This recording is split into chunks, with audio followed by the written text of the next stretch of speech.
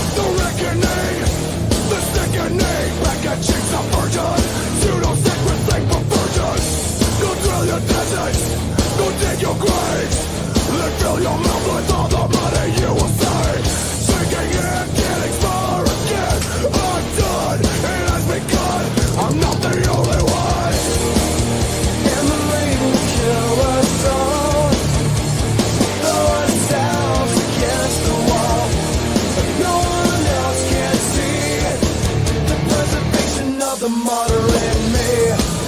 Psychosocial, psychosocial, psychosocial, psychosocial, psychosocial, psychosocial. Cool, there are quacks of the Roman lane, but where the devil fell, the secrets have gone mad. This is nothing new, but when we kill it all, the end was all we had.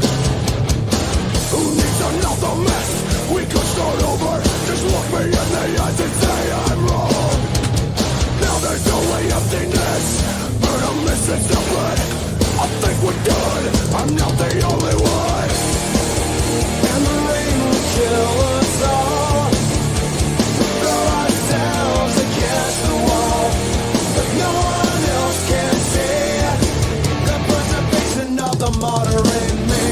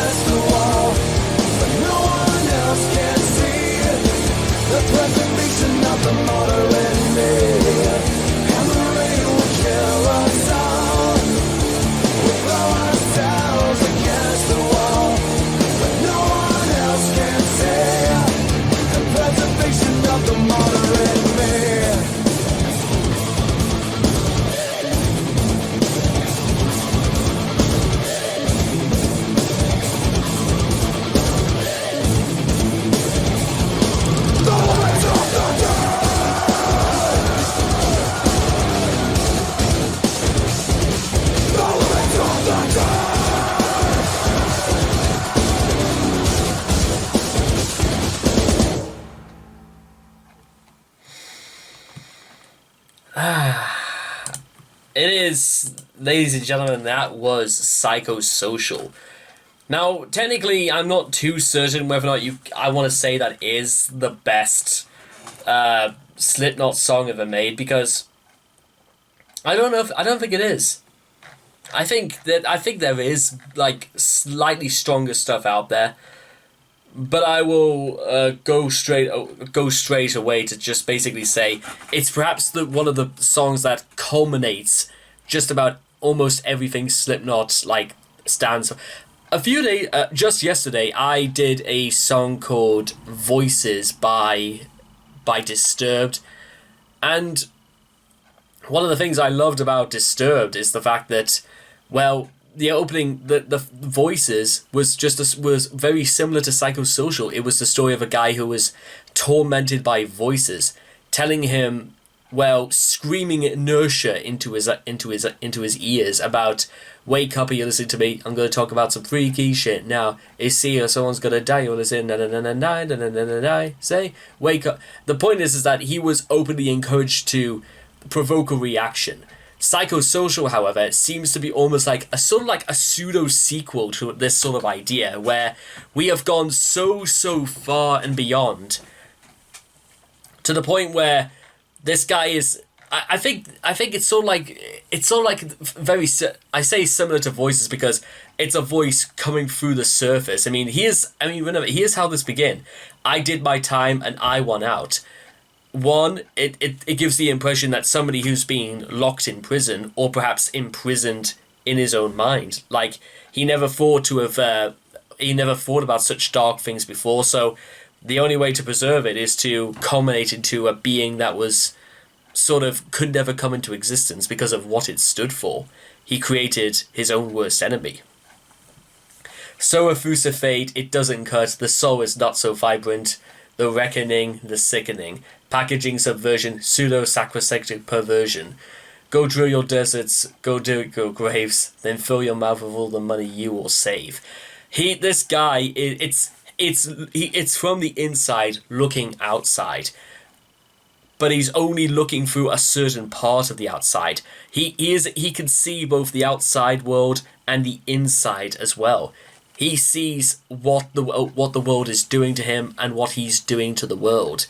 So, when you think about it, and all the money you will save, perhaps this guy, maybe this was just a normal everyday guy, just someone who was just getting by in life, somebody who was putting money aside maybe for a pension, maybe it could be for a holiday of some kind, but he put all this away, and now somebody's telling him, this is not right, you've got to do something different. Because I'm screaming this noise at you because you seem to think that this is the only way to live life, to behave normal and to go about the world in this sort of way because this is what society has told you to do.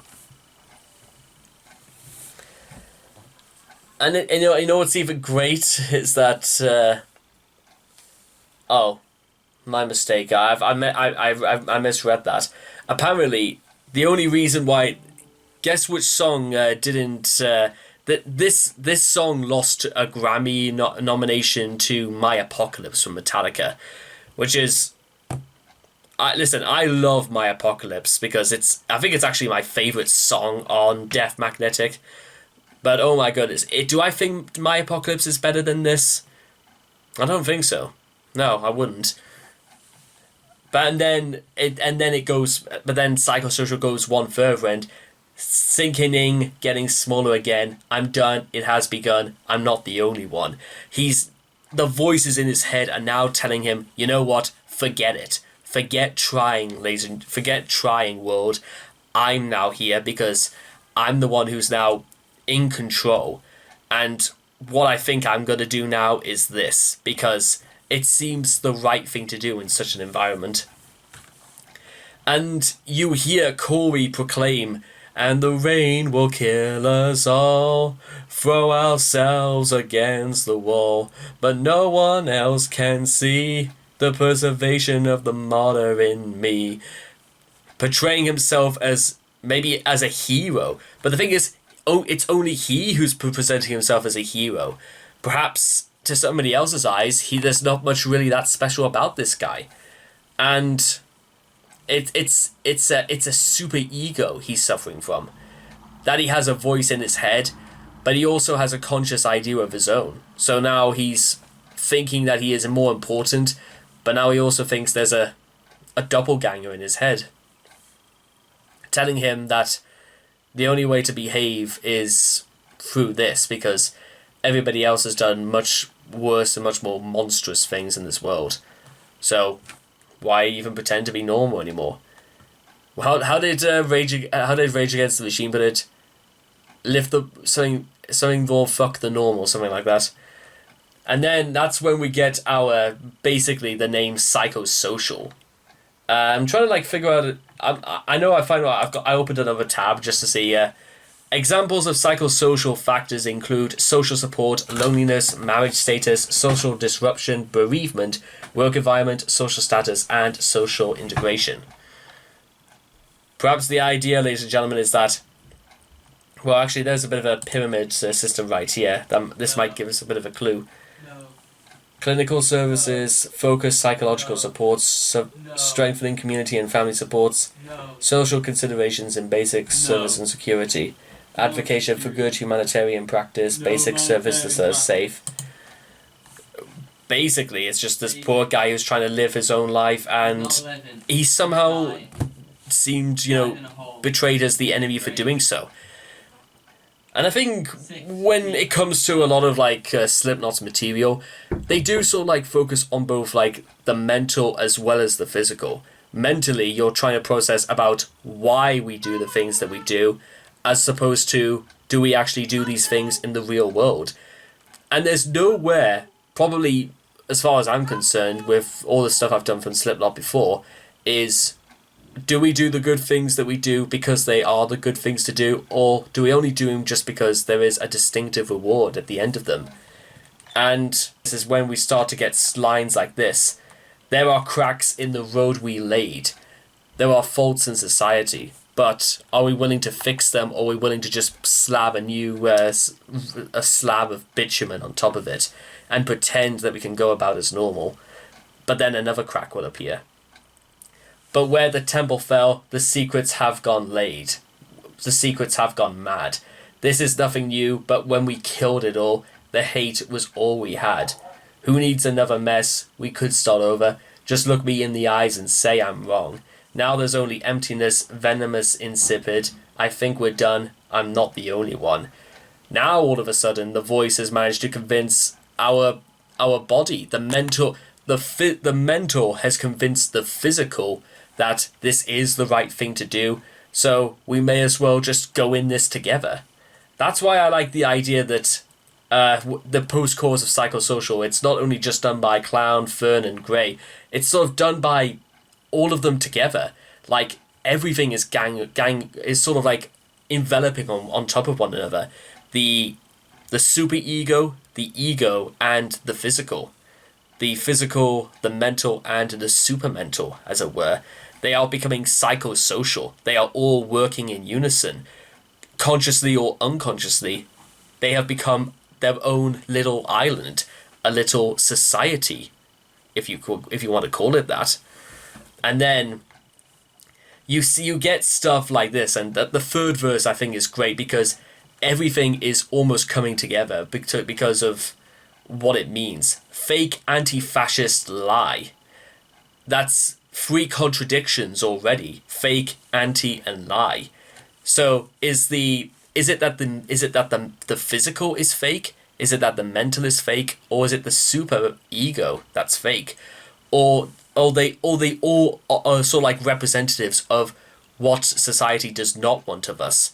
Fake as in we are, or perhaps even this could be in looking at somebody else, that somebody is covered in jewelry, covered in rich clothes, and how it all looks fake because it doesn't seem true that anybody could be as wealthy or look as affluent as that and still be considered a good person, for example. Anti, perhaps they say a lot of things, but they don't actually mean it. They actually hypocritical, more or less. And then lie. The super ego, perhaps, maybe of other people, or maybe just egos generally are trying to lie to people to convince them that they are the truth. They say that pathological liars lie so much that they believe in their own truths. Or in their own lies, as it may be. I try to tell you, but your purple hearts are giving out. And then, can't stop a killing idea. If it's hunting season, if this is what you want, I'm not the only one. It's almost literally all one voice at a time going after society. Or even, I think even this seems like it's just like all ganging up on one another.